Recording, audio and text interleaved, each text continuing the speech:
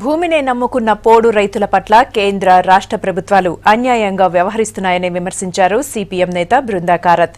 50 ఏళ్ల నుంచి సేద్యం చేసుకుంటున్న భూములను లాక్కొని గిరిజనుల జీవితాలను రోడ్డుపాలు చేస్తున్నారని ఫైర్ అయ్యారు. పోడు రైతులకు మద్దతుగా ఉండి పోరాడతామన్నారు. అంతకుముందు పోడు రైతుల సమస్యలపై ఖమ్మం పట్టణంలో నిర్వహించిన మహాధర్నాలో రాష్ట్ర కార్యదర్శి తమ్మినేని వీరభద్రంతో కలిసి పాల్గొన్నారు Brinda Karat.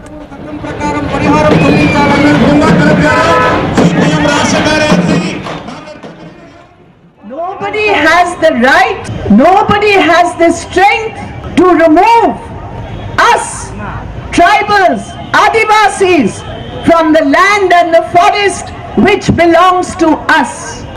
In 2006, the law was passed, and today it is 2016.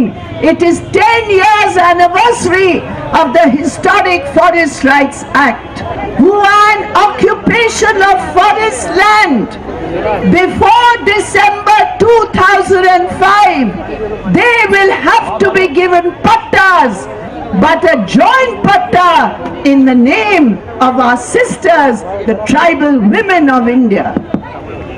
Today, that victory of the tribal struggle, this government sitting in Delhi, this Modi government, they are trying to snatch away the legal, ethical, moral, historic rights of tribal communities.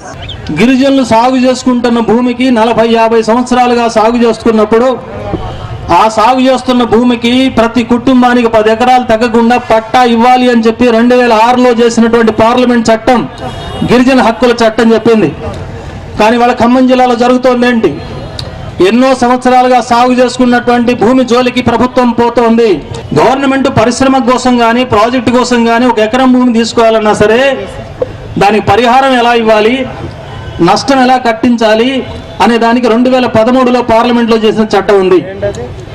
ఆ చట్టం ప్రకారం పరిహారం ఇవ్వండి అని చెప్పి CPM party కోరుతోంది రాష్ట్రంలో.